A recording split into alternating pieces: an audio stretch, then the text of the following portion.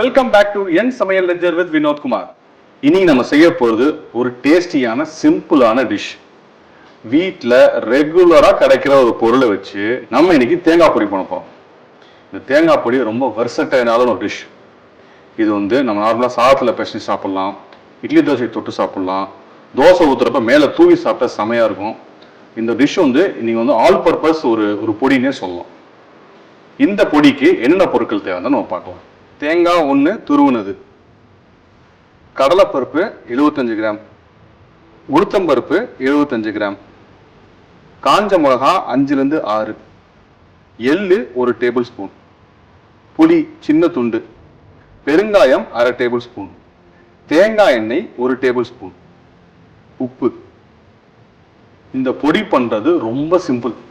First நம்ம கடலைப்பருப்பையும் உளுத்தம்பருப்பையும் வறுத்துக்க போறோம். வரமிளகாயும் சேர்த்து கொஞ்சம் எண்ணெய் ஊற்றிக்க போகிறோம். தேங்காய் எண்ணெய் யூஸ் பண்ண போகிறோம்.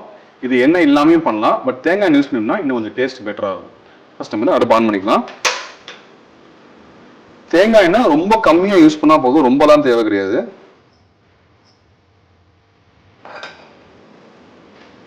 நம்ம இப்போ ஒன்று யூஸ் பண்ண போகிறோம். அப்புறம் தேங்காய் வறுக்கிறப்பையும் கொஞ்சம் தேங்காய் எண்ணெய் யூஸ் பண்ண போகிறோம்.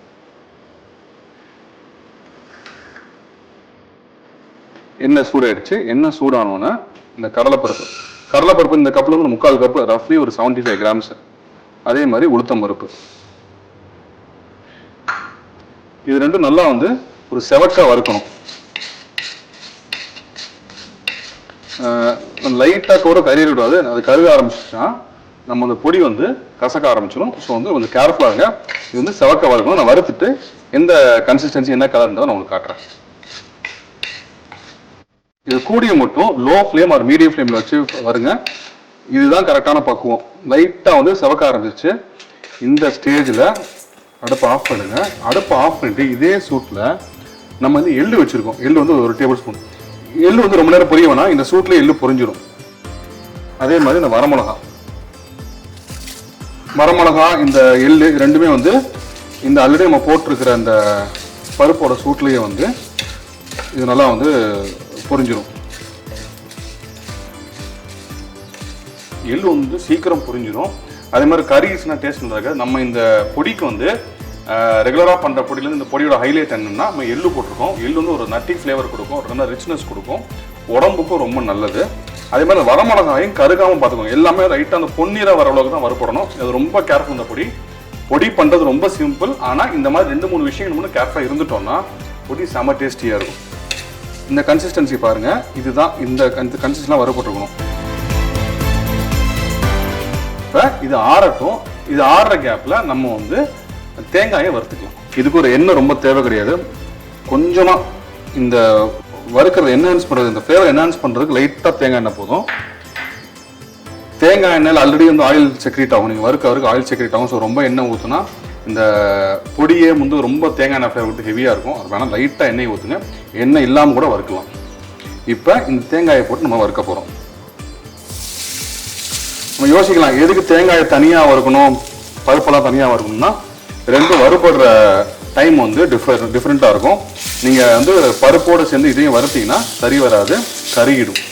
ஸோ தேங்காயை தனியாக வறுத்துக்கோங்க, இந்த பருப்பெல்லாம் தனியாக வறுத்துக்கோங்க. கூடிய மட்டும் சிம்லேயே வச்சு வருங்க, ஹை ஃப்ளேமில் வைக்காதீங்க. தேங்காய் வறுபட்டுருச்சு. இந்த கன்சிஸ்டன்சி தான் கரெக்டான கன்சிஸ்டன்சி. இதுக்கு மேலே விட்டு அது கருக ஆரம்பிச்சிடும். இப்போ நம்ம அடுப்பை ஆஃப் பண்ணிடலாம். தேங்காயில் ஜென்ரலாக இந்த டிஷ் பண்ணது ரொம்ப ஈஸி. ஆனால் சின்ன சின்ன விஷயங்கள், எக்ஸாம்பிள் அப்படின்னா தேங்காய் முத்துன தேங்காய் இருக்கணும், இலசாக இருக்கக்கூடாது. இலசாக இருந்துச்சுன்னா வறுக்கிறது ரொம்ப டைம் ஆகும். சில டைம் கருகிறதுக்கு வாய்ப்பு இருக்குது. டேஸ்ட்டுமே அந்தளவு நல்லா இருக்காது. முத்துன தேங்காய் இருந்தால் ட்ரையாக இருக்கும், நல்லாயிருக்கும். சில பேர் கொப்பரை தேங்காய் யூஸ் பண்ணுவாங்க. கொப்பரை தேங்காய் என்னன்னா அது கொஞ்சம் ஈஸியாக எண்ணெய் தேங்காய் எண்ணெய் ஃப்ளேவர் நிறைய இருக்கும். சில பேருக்கு அது பிடிக்காது. ஸோ முத்துன தேங்காய் இருந்துச்சுன்னா பொடி பண்ணுறதுக்கு பெஸ்ட்டு. இது கொஞ்ச நேரம் ஆறட்டும். இது ஆறுனதுக்கப்புறம் நம்ம பருப்பு, வரமிளகா, எள்ளு அதெல்லாம் வறுத்து வச்சுன்னா இதையும் சேர்த்து பெருங்காயம் போட்டு உப்பு போட்டு அரைக்க போகிறோம். இப்போ இந்த தேங்காய், இந்த பருப்பு எல்லாமே ஆறிடுச்சு. இப்போ நம்ம இது நைஸாக அரைக்க போகிறோம். இது அரைக்கிறப்ப கொஞ்சம் புளியும் பெருங்காயம் உப்பு சேர்த்து அரைக்க போகிறோம்.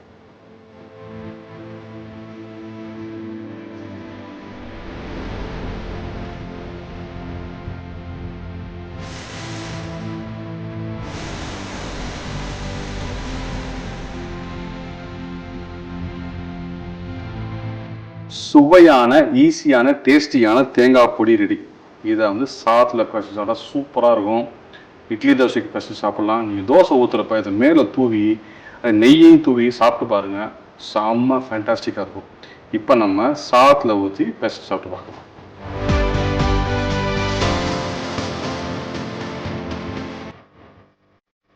இந்த தேங்காய் பொடியை சாதத்தில், நல்லா குழஞ்ச சாதத்தில் நெய் ஊற்றி பிசைஞ்சிருக்கேன். இது எப்படி இருக்குன்னு டேஸ்ட் பண்ணி பார்க்கலாம்.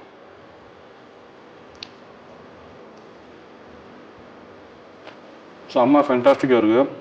இந்த ஹைலைட்டு இந்த எள்ளு போட்டுருக்கோம் இல்லையா, அது ஒரு நட்டி ஃப்ளேவர், ஒரு ஒரு செம்ம ஃப்ளேவர் வருது.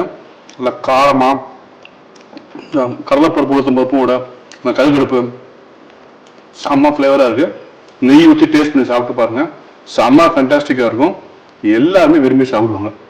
இது எப்படி இருக்குன்னு செஞ்சு பார்த்துட்டு கமெண்ட் பண்ணுங்கள்.